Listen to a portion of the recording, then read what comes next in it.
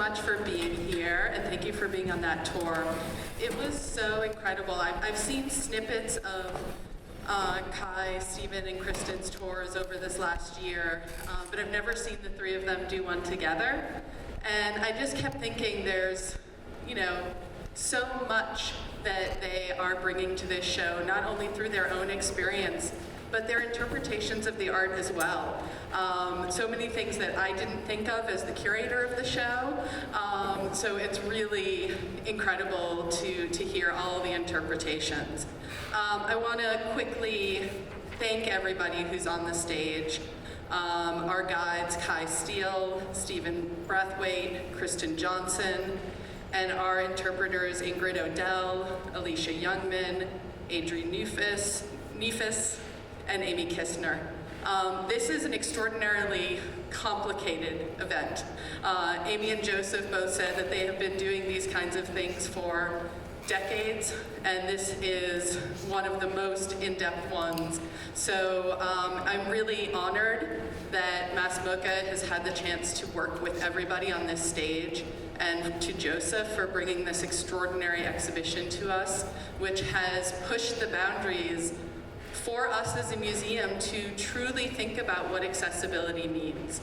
And we're really excited to see this as just the start, not the end of something with when this show closes, but it's just the beginning of how we want to be as a museum. So I'm going to turn it over to Joseph, and then at the end we'll have a few short questions before we wrap up. So thank you, everybody.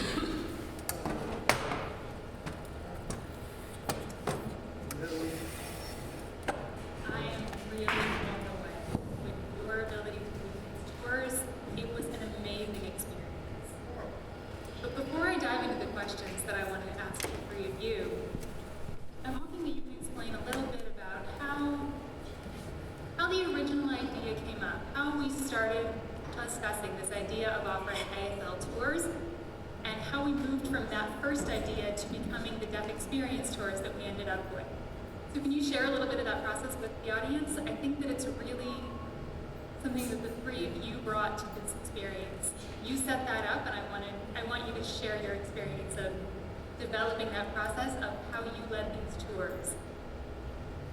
I wouldn't have believed how amazingly well you all understood the work. I normally spend a lot of time and effort explaining to hearing people what my art is, but the three of you walked in and got it, intrinsically understood what I was doing, which was a gift for me. It was a different experience. And I thought that was something really valuable, and I'd love to talk about how that moment inspired us to change the concept of what we were doing, how we developed the approach, and thinking about how we changed the idea of what access means and who access is for. Normally people think about access and assume that's for people with disabilities or deaf people. But here we've done something new and made it access for people who aren't deaf. People who haven't had that experience in their own lives. The experience that the four of us have had, the three of you shared during the tours today. So I'm hoping you can share a little bit about how you developed that intrinsic understanding. This was actually the first time I got to follow you through the tours to see what you shared, and I was blown away.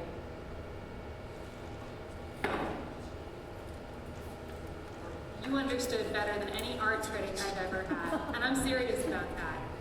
Most hearing people get some of it, but some of the deep, profound understandings that you were able to bring to this is so different than what other critics have been able to find in my work. It's a completely different reading of the work. So I do have a few questions about your experience leading these tours, about what you've done.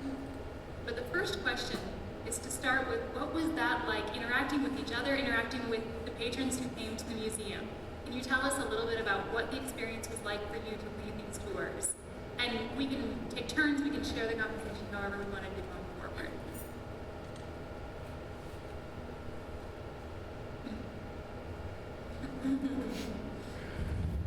Okay, so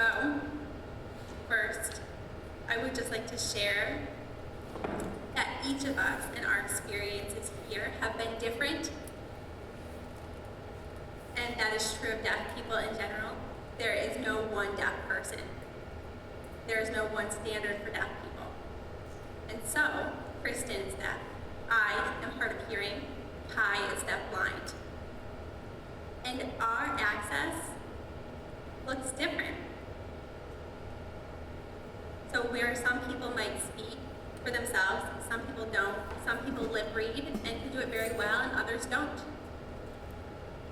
And so it's really a range. There's a variety. Some, and that's true of language use as well. Some are very strong ASL users, and some use English to communicate. And that's true of us here. We're a diversity of different people who have different experiences. So it's interesting. It's been an interesting journey giving these tours, and each time I do it, I learn something new. I am giving new ideas, new perspectives from the patrons. Some are shocked and even brought to tears because they are experiencing hearing loss themselves, and they can really connect with the art and with the tour. And some are just not signing or involved with the deaf community yet, but they do experience hearing loss, and that is a common experience, something that I've seen quite often.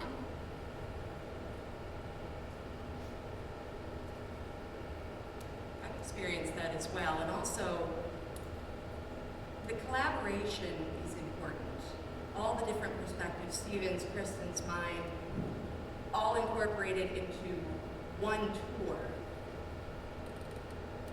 Something that Stephen had actually mentioned already is that, again, deaf people are varied.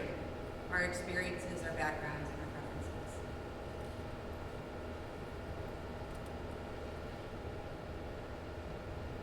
And so it really changes the tour itself when you have different tour leaders and tour guides. So I experienced aphasia.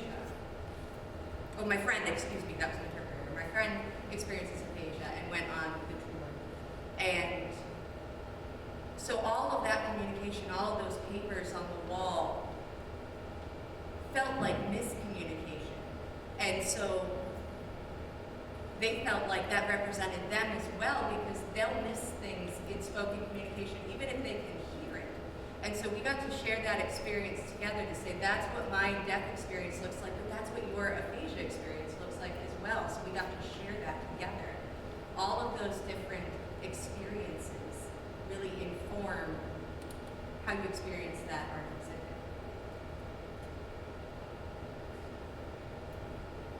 And I think it's important that we got to share our deaf experience, and that we all share and experience one another and how we relate to this exhibit as well.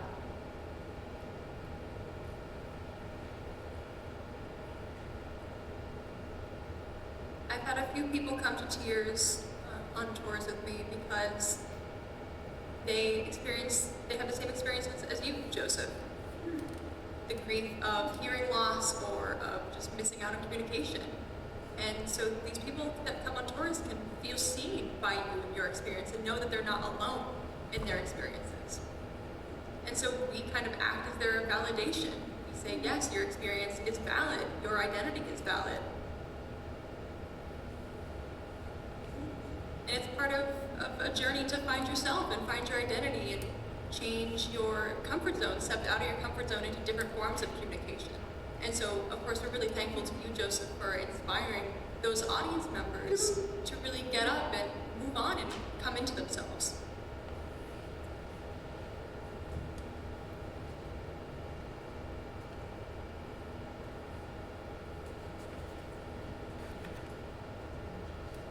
Yeah, it's really interesting how many people were able to identify with what they saw, to feel like they saw their life in work. What about the more general audience? Maybe, often in any museum that we go to, people will go in, they may glance at the art.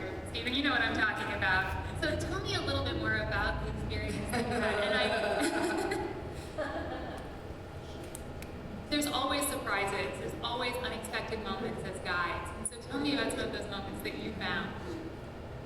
I love if we could share some of those stories that you experienced in these tours.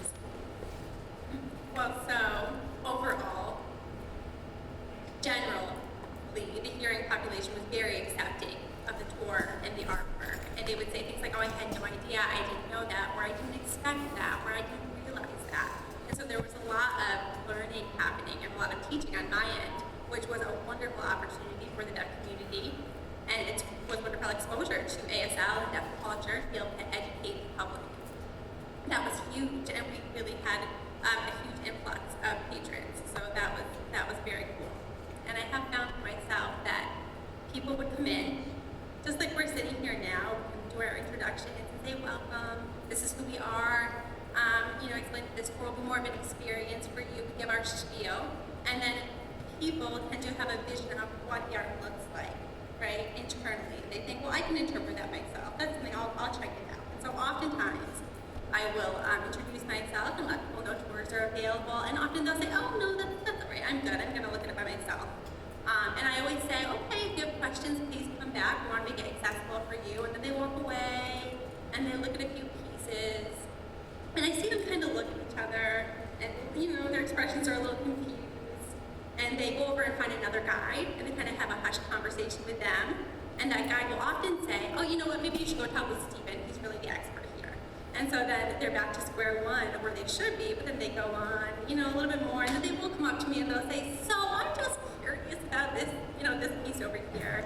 And so then we have a great discussion about it, and I get to explain the artwork, but it's just interesting that this museum is not your typical space. It's not your typical kind of museum where you just look around and you kind of interpret the art on your own. It's really more of an experience. It's more of an involvement. It's more hands-on. And so that's, my general experience. It's been interesting. That's great. Thank you so much.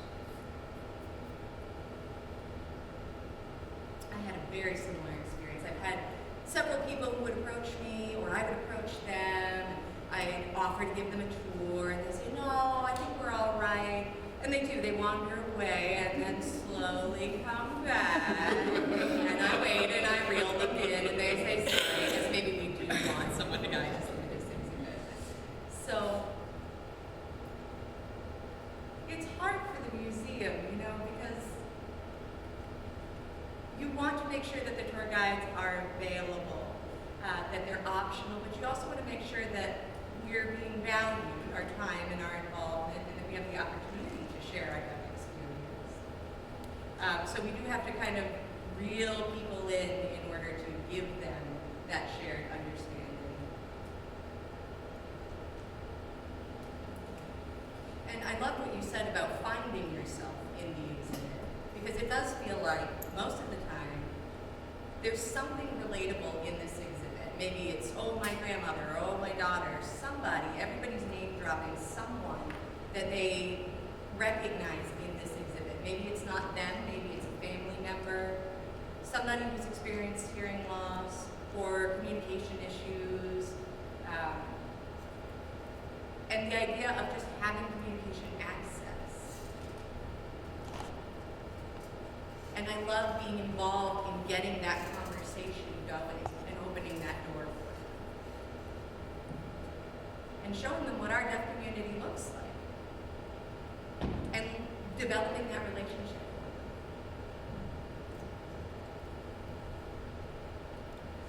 them. Like Kai just mentioned, opening the door, that concept of opening the door. And I want to thank our guides that have been here, Colin and Nina, and these are two of the guides who have welcomed us to join their public tours of the museum on the weekends.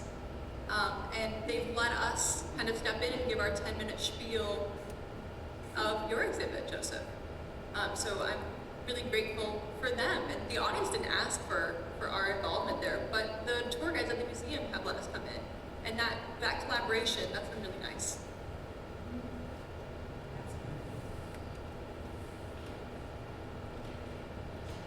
I love hearing these stories about that experience in particular. That is part of what we hoped to accomplish. We wanted to change the perspective on who was the one giving the guide.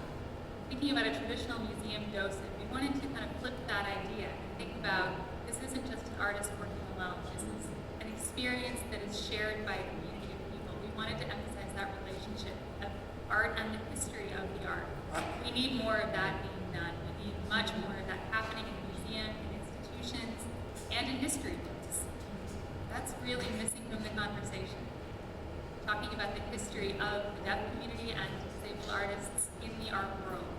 I don't know who's going to be the one to write that history. That's part of the problem. But I'm looking forward to the day. Stephen, maybe that'll be you in the future. But now, I have a personal question for the three of you. I'm curious, after you've spent this year almost leading these tours and sharing this experience, and living with the work that I've made and shared, I'm curious to know which of the pieces do you feel had the most meaning for you personally? What did you connect with? What had resonance for you? Yeah, I'll go. So, do you know the word method acting, method actor? So it's when an actor kind of disconnects from the world and delves so deep into a character, they kind of become that character so that they can play that role. So it's when they're completely immersed in the character, even in their everyday life, to make a movie or play or something. And then once they're done, then they kind of feel like they have withdrawal of going back into their own identity instead of that character. And your personal question, Joseph, when I first started working here for your exhibit, I started to see and think and feel like Joseph. I was so immersed in your world, it seems, in your pieces, and kind of seeing what you see, and trying to think like you. And there's a month left of this exhibit here, and so then I'll withdraw from being Joseph and go back into my identity as Kristen, you know? So that's been my experience over the last year. It's just kind of a total immersion into the world of Joseph. And which piece? All of them. I think I resonate with all of them.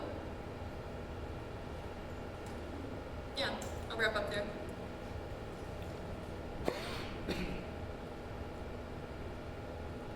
I had that same experience of stepping into the world of Joseph and wearing all the different hats that he wore throughout his life.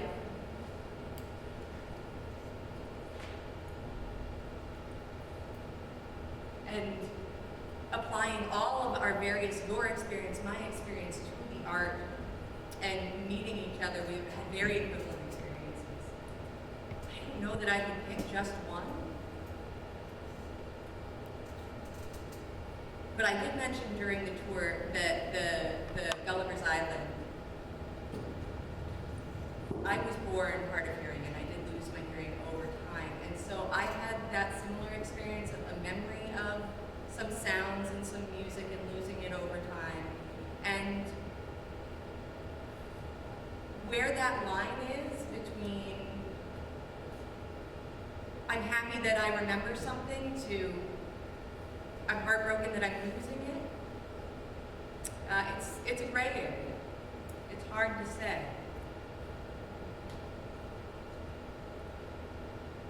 I teach kindergarten during the day, and some of the kids that I teach do have sound.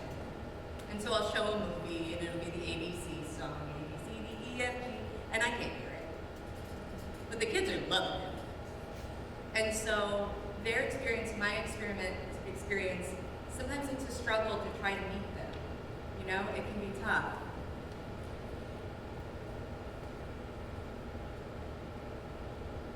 And some of those memories that I cherish, I want to hold on to forever, but over time, they fade away. So, I don't know if it's a happy memory or if it's a sad memory. It's hard to decide. But as part of deaf culture, the Blueberry exhibit, I think that one impacts me very strongly because of that dinner table conversation, that experience that many deaf people have. We live that experience. We feel it physically. And I've never seen it on a wall. So that hit me hard when I saw that particular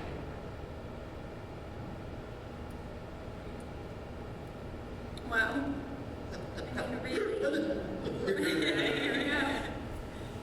I mean, everything that Kristen and Kai just said, I think overall, the exhibit, there, is a common theme for deaf people in all of it. For me personally, there are two pieces that were really impactful because I am hard of hearing. So, I can use my voice to communicate, I can speak, I get along in the hearing world that way. But I do feel like I do feel like I have access to communication. Yes, I can hear you some, but I don't always understand you. And so people oftentimes will feel like, oh, you're hard of hearing, you're so lucky. They'll say things like that to me, and I'm kind of stuck in the middle, actually. So I have a little bit of access here, a little bit of access there, but it's not full access anywhere. So when you look at me, you may have that misunderstanding, but oftentimes it's like there's, a wall between us that it's causing, me to feel like I want to bang my head against the wall. And so that's why that piece is really impactful between the wall and me, because it looks like I have access, right? Or it looks like life might be easier for me because I can use spoken English. But my frustrations are the same, my feelings are the same, the experiences that I have are the same. And so that piece has been really impactful for me. That's so interesting. Sometimes for me, I will choose to stop using my voice, and it's actually a relief. I don't have to keep pretending that I can pass as a hearing person. Especially in airports or in stores, places like that, I will often choose to turn my voice off and find that it reduces my stress in those interactions.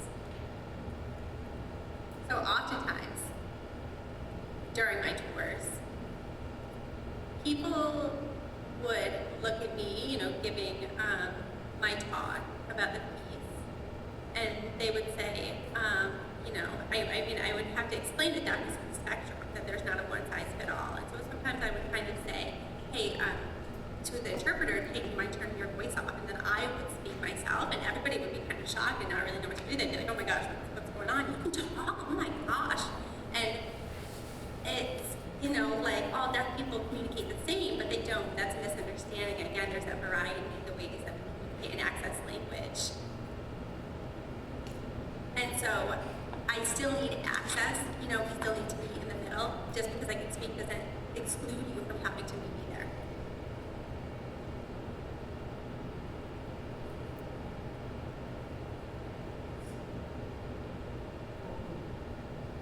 Often when I'm flying, like I said, I will take those opportunities to turn my voice off, and I may use written communication instead.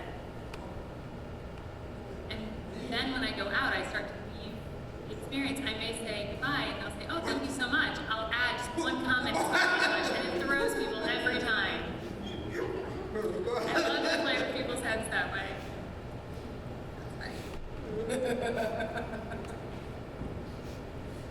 But okay.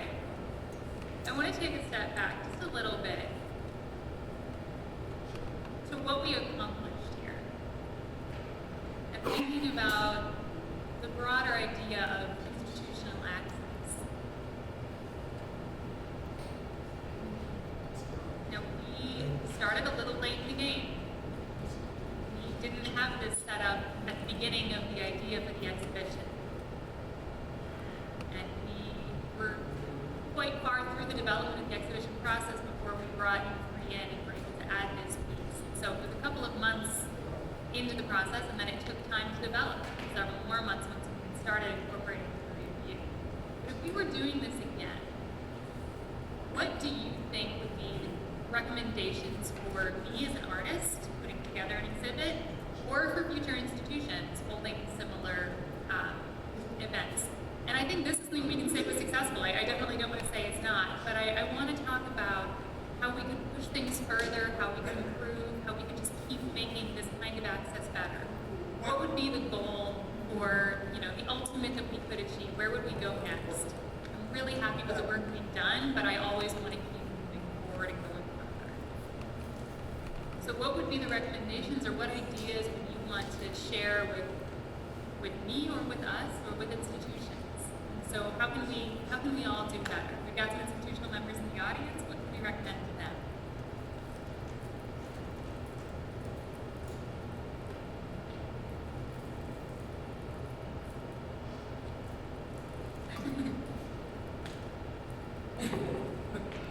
Sure, I don't mind going. So it's been great to have everybody here today, right? You can see this is a great example of how we work together. So it's been interesting. A lot of learning has been happening for us as guides, as well as Mass MoCA, and the museum as a whole. So one of the biggest challenges as far as learning is coordinating interpreting services. What does that look like? How do we do that? So the first day,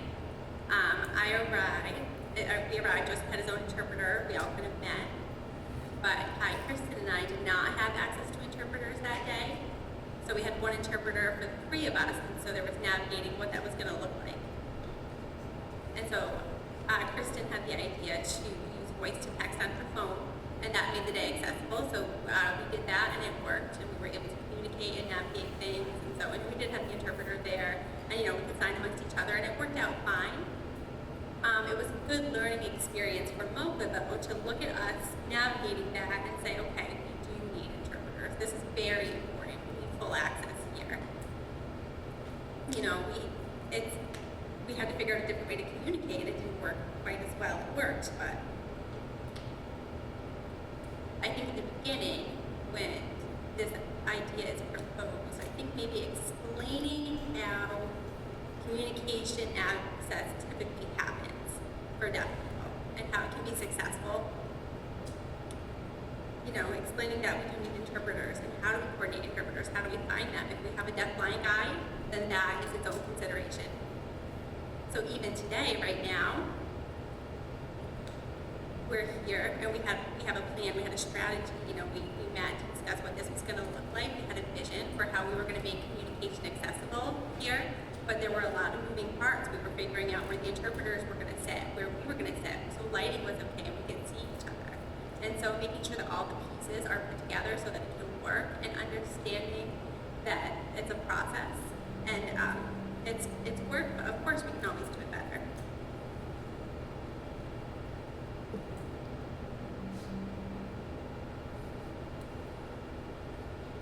Certainly, and I think for institutions in general, especially those in the audience who are part of institutions looking to do this sort of thing, be mindful that it is a process.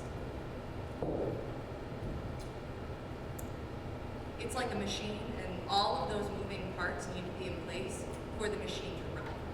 If there's one piece that's missing, the whole thing can shut down on you. So don't forget your deaf-blind audience. Don't forget if the deaf audience isn't getting what they need, if the deaf-blind audience isn't getting what they need, the whole machine will break down. So if we're not careful, if we have one of those pieces missing and the machine breaks down, it reflects poorly on the artist exhibit, and then we can't be successful in our overall. And so our experience so far has been really amazing. We've navigated and really figured out what the pieces to our personal machine needed to be, and everything has really worked out, and we've got things running really well now.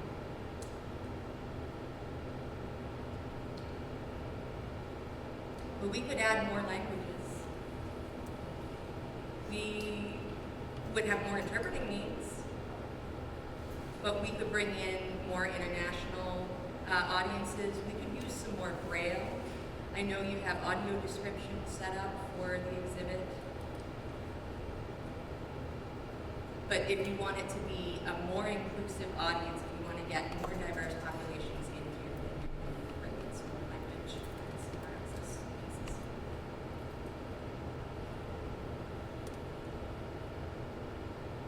I want you to coordinate everything. I want you to take up that role. Because you're the expert in that area. One idea is expanding your department and getting a coordinator who can then coordinate everything for the institutions that you go to next. And I understand your perspective. You know, it'd be nice to train one institute and broaden their obligations and broaden their minds in regards to all the access they can provide and they should provide. But what if there's a high turnover rate at that institution and that information goes missing? As the employees leave, that information leaves. But if you have a coordinator, that information stays with you. It stays with your coordinator.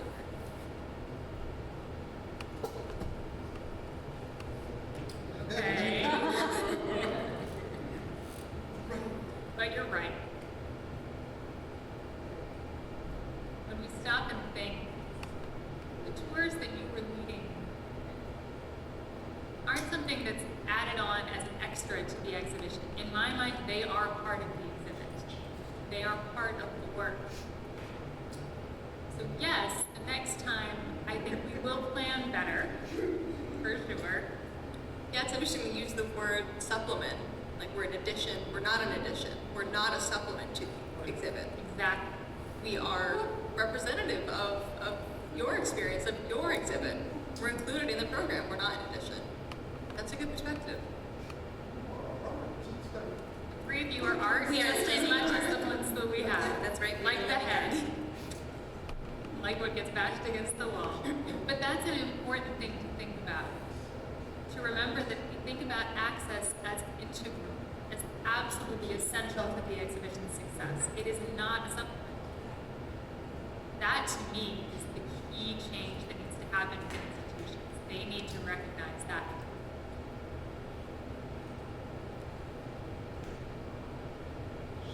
I have another question for you. We've been doing this for almost a year. What questions are left in your head? What do you still want to ask me about the work? I'm sure there's something. Even during the tour just now, I saw Kai explaining about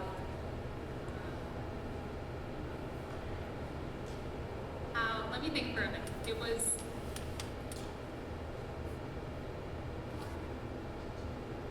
what was the story you told me? Kai, help me out here. You were telling me a story about the wine capsules. Wine is an escape, the escape room. It's more than that. I completely lost it. The family dinner table? No, it wasn't that. It was something else. I don't even You remember were what I telling a said. story. That's what it was. Kristen got it. The paycheck. If you remember the story Kai told about the first job the first time I got paid, my first paycheck, which was in 1983. I was teaching at Gallaudet College in Washington, D.C. And I had to think about what to do with my newly acquired money. I could buy flowers, books, and wine, as Kai said. You remember the story very well. But what's left on the table? What are other things I can answer for you? What are other questions that came up during the tours that maybe you were asked that you didn't know answers to, that you'd like to get the answers to? Were there any new questions still to be asked?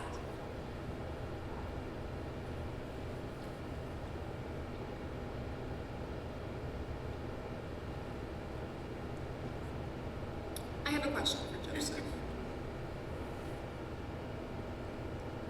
Maybe I missed this information in the reading I did, but the word cold comes up a lot throughout the exhibit.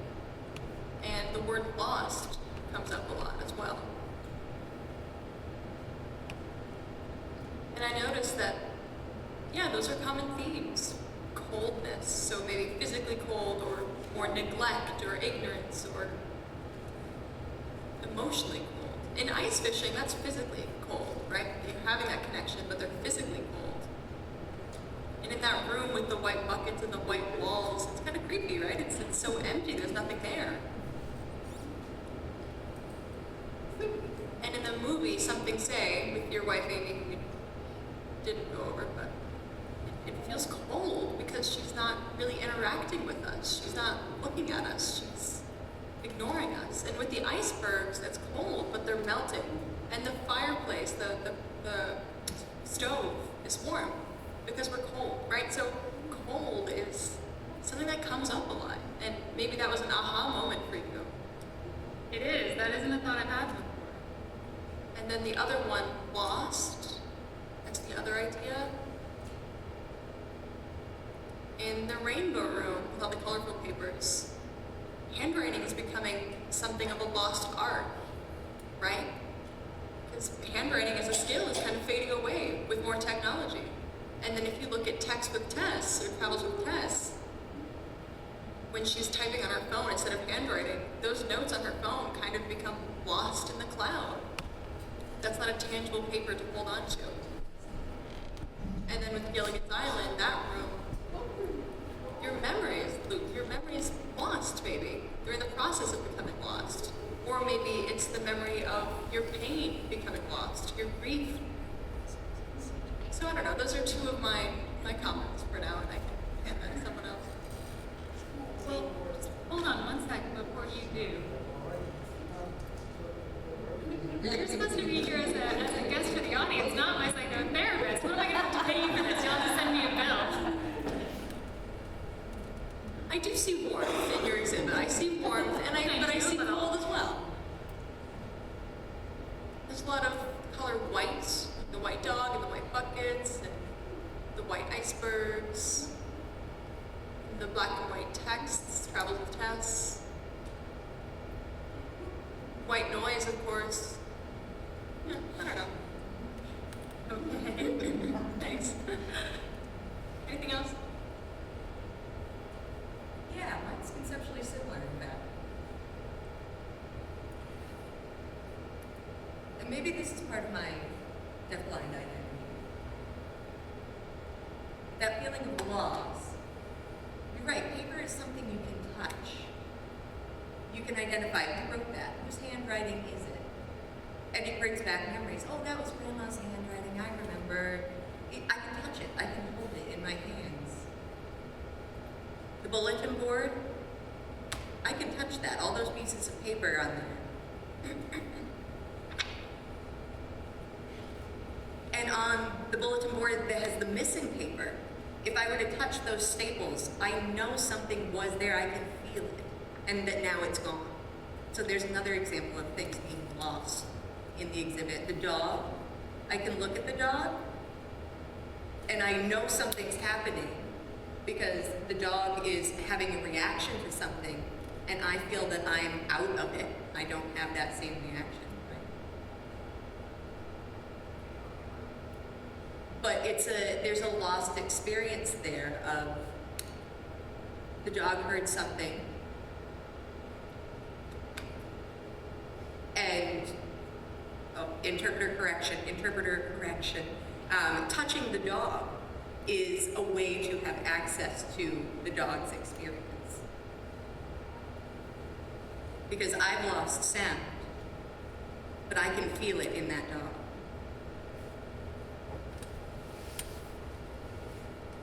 And so with those two buckets, they're so smooth, it's like the heater, right? The heater is so, I can feel those shapes, I can feel the movement, the excitement, as opposed to the buckets, which are bland. It's more of an isolated conversation if you're talking to that bucket. It's flat and smooth, you know? It's a little boring and tactily, but when it comes to touching that furnace, that's much more interesting.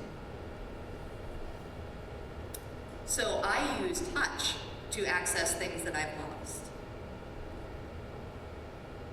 And touching things, I know they happen, I know they're there.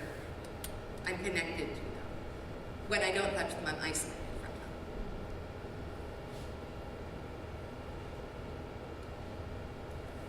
them. So one common question I get asked, and it has made me think, that's a really good question that I can pose to you.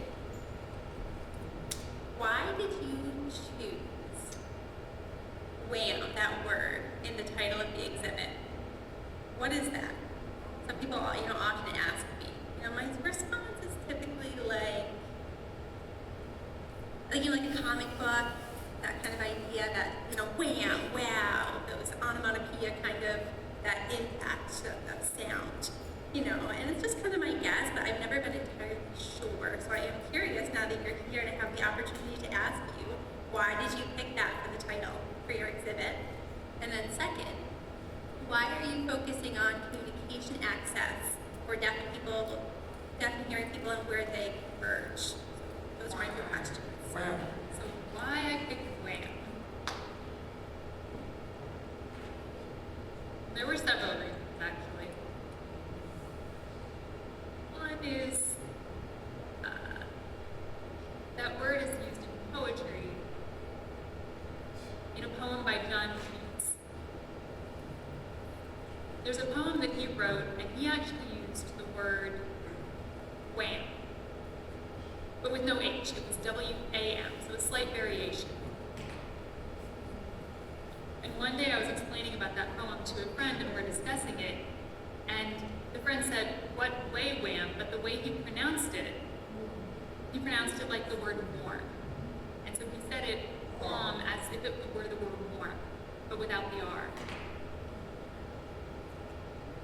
The other reason I liked that title or that word is that I like the ambiguity. It lacks clarity. It's a very ambiguous title and phrase. And there's so much ambiguity in miscommunication and misunderstandings. As I move through the world, I love examples of that. I love when words have very blurry meanings. And so that was one of the reasons. Something that was mentioned in one of the films where it was said grammatically incorrectly. So those kind of examples that pop up in language, people make mistakes in how they speak. That's part of the process where meaning is blurred, words are ambiguous. Like in the Gilligan's Island piece, when you're looking at the icebergs on the water, and it can be very blurry or very unclear, very obscured as to the meaning. People say, wait, it's not immediately obvious what it is, and they make an effort.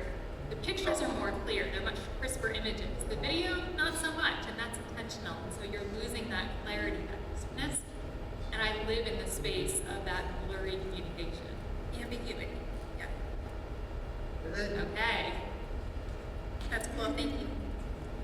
But maybe we can let the audience ask some questions now, if anyone has any. If that's okay with everyone? Do we have some questions from the audience?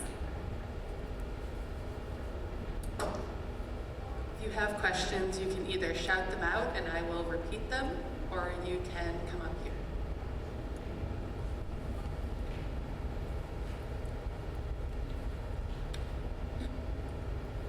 And Stephen is just repeating what was said. So, with the audience. So, go ahead and come up or shout your questions. Or sign them.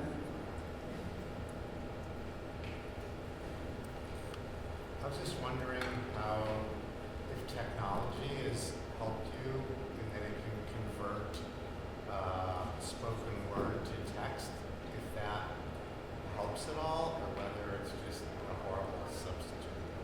So the question was about the ways in which technology help or deter communication, things like spoken word to text. That's a really great question. So I think two things. So we were just talking before actually about FaceTime. So many of you might know if you have iPhones that FaceTime now has a really great new feature. So I just looked at it the other day and realized there were closed captions. So I was talking with someone and the captions were just right there and I couldn't believe it. So as a hard of hearing person, that is so great for me. So I don't have to try to try to grasp everything that's going on and, reach for it. It's just right there in the captions. And so that is a huge benefit. That is definitely a plus. At the same time, you just saw today in one piece that closed captions don't always work. They're not always accurate. So, sometimes we read that text and some parts are just off, some parts are unclear. And so it's positive and negative. There are pros and cons. But at the same time, closed captions being added means that hearing people tend to kind of think, well, my job is done. I don't need to learn sign language. I don't need to do the work of trying to communicate with this person. It's simple. Look, and I just use this app and I speak into it and show the deaf person and they can read. And so that really is a barrier to growth and connection and relationship. So, technology is fantastic, but it's never going to be perfect. We here, have real connection together, and because we're doing the work to improve imperfect situations.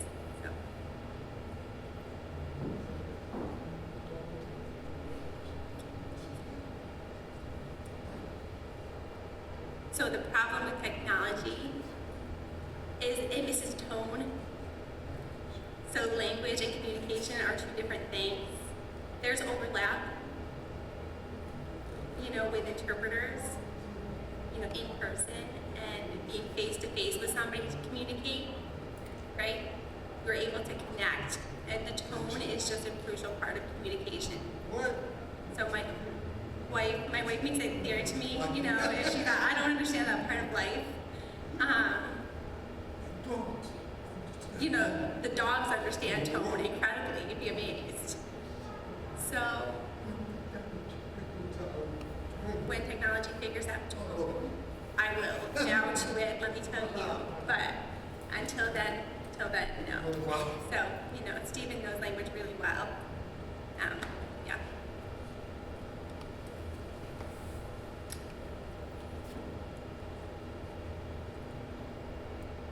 I just want to say in your exhibit, it's been awesome, it's been wonderful, and especially the fact that you asked for these interpreters to be present, these guides to be present, because really that's giving the hearing audience a more complete perspective. Because without the guide, without the deaf guides, hearing people might get the idea of what they're missing out, but with deaf people there and with interpreters there, then the hearing audience can really realize that deaf people do have interesting conversations. They do have that language. They do have that connection, the ability to have the connection, just like everyone else. So I'm wondering, I know you've done a lot of different exhibits internationally, right? Have you asked for interpreters for every exhibit that you've done around the world? Because I think this is it's really incredible, and it's so inclusive, and it's really wonderful. And I think people here have really enjoyed having this experience, and having this kind of deep immersion into the deaf experience. So I'm wondering, do you always ask for deaf guides and interpreters? The answer is no. Unfortunately, I wish, but it's not easy. I would like to do that. So many times, I have asked for interpreters for an exhibition opening, for example, or for a special talk that I come in for. And when I ask for an interpreter, they say, oh no, I'm sorry, that was a mistake. It still happens. Yeah. So yes, I do. It's a very frustrating thing. So just recently, sometimes internationally, people will understand more. I think Europe, I do a lot of exhibitions there, where there are many languages spoken, and there's a lot of overlap there. And and they'll say, well, can you find an interpreter here? And I say, well, ASL and international sign are two different things. Swedish Dutch sign language, that's its own big thing, and so there are many people who have mistaken ideas about international sign language, and so on the international stage, that's its own thing. Yeah, maybe since this experience was successful, maybe then you can bring it to other museums and say, look what I did here. Look what I did at this museum. Look what Mass Mocha did for you.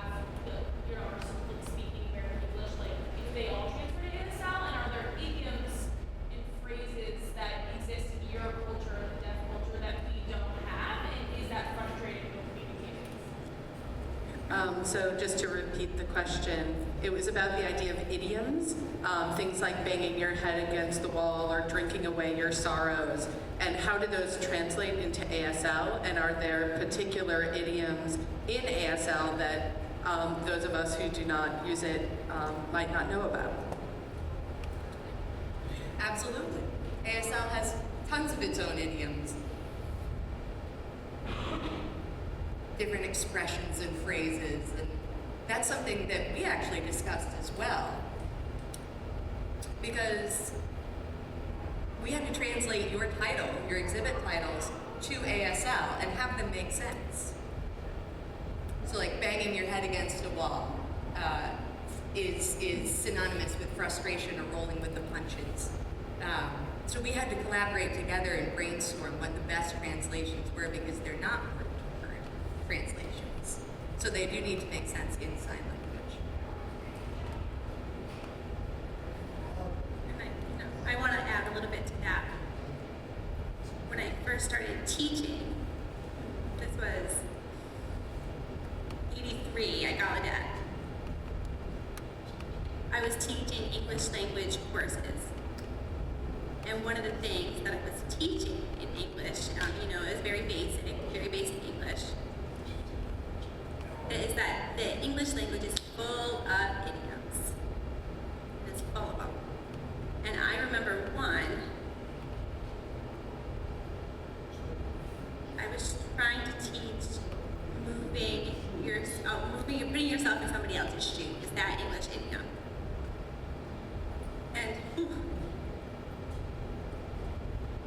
And most students got it.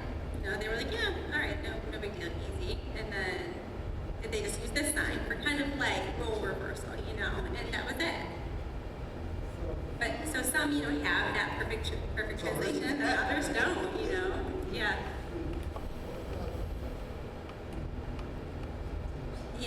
There's not always a beautiful translation, English is hard. English is a hard language in general. It's already irregular, and so it's complicated, yeah. It's a hell of a language to learn, that's for sure, as a second language. A hell of a language to learn. All right, thank you so much, everybody. Before we move on to the final phase of our event today, which will take place in the R&D store, which will be a signing of Joseph's new book, Acknowledgements. Joseph would like to introduce that publication to you all, and then you'll be able to follow us back through the lobby, right into the gallery is the best entrance right through Joseph's show. Thank you again all for being here, and thank you everybody who has been doing the incredible work of communicating with us all. Thank you all so much. Thank you, Joseph. Thank you to everyone. It's been wonderful.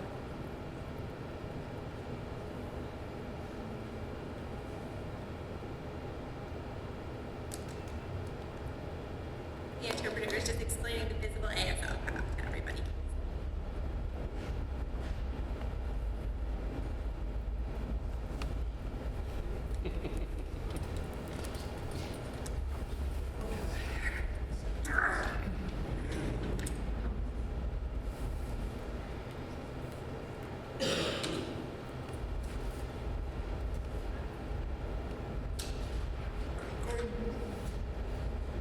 Words now.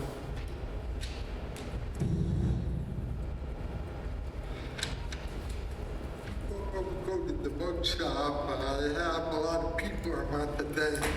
It's never really enough time to think about. I want to name a few of them right now. There are two people I owe a lot to for making this exhibition what it is.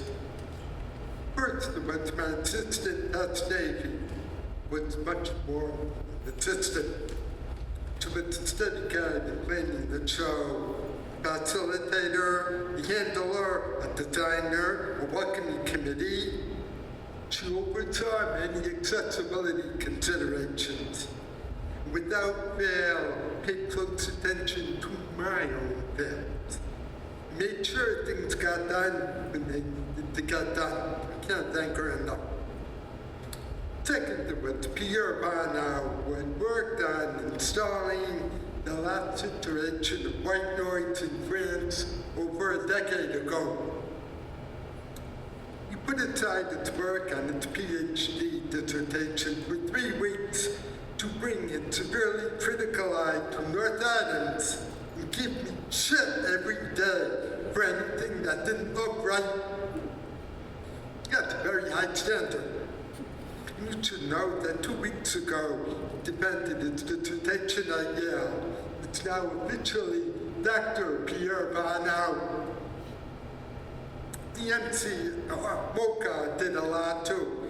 You should know that the curator, Denise Markanich, has the fastest email reply of any curator in the Western world. She's the Wyatt Earp of email. If I asked a question, she'd reply in a blink.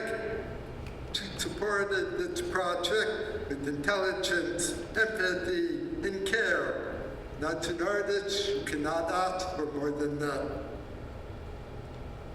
The fabrication and installation team oversaw the construction of our wonderful oval rooms, fabricated our beautiful vitrines, made pedestals, and did all of this with pride. When we were finishing the oval rooms, they looked a little bit ragged on top. And Spencer Burns Sears came in on a Sunday, spent all day and half a night making them right. I love people like this. The installation crew thought I was crazy at first. I drove them nuts. They tape up a section, maybe 50 or 100 papers. And then I'd come along and say, this or that is wrong with it. And I'd ask them to take it all down and start over. They probably thought I was just an old crank, which I can be. But mostly I'm just a perfectionist. Eventually, they got the hang of it and did a great job bringing it to a conclusion. All kinds of people work behind the scenes.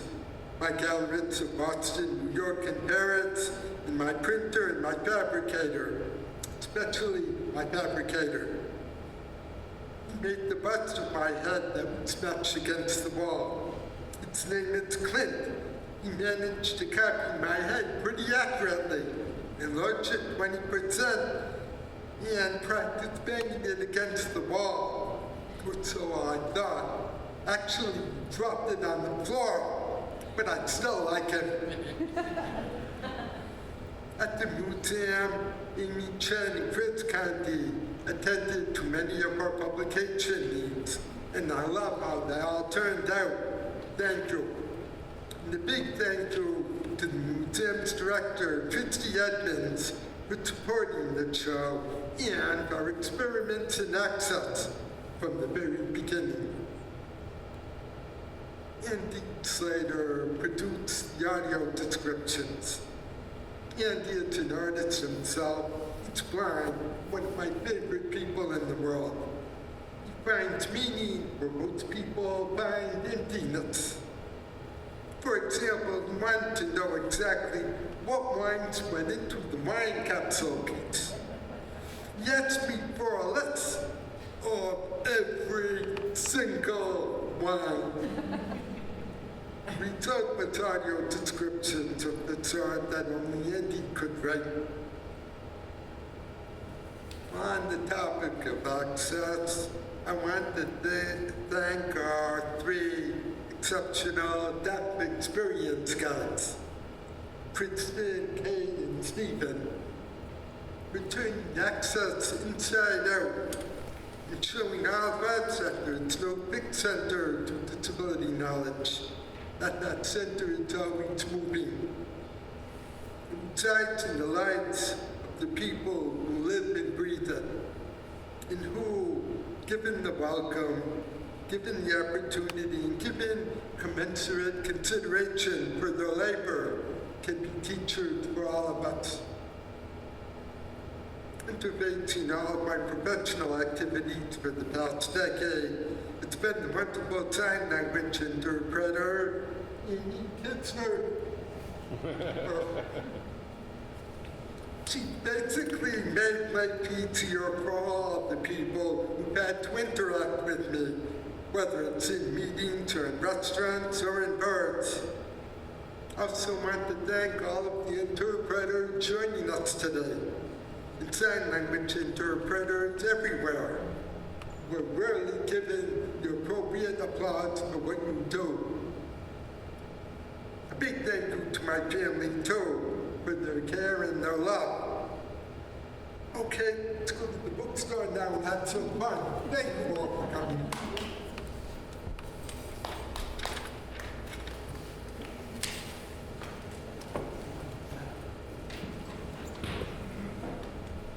I have a question.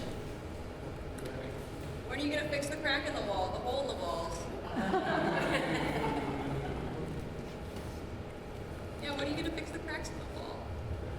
I'm not.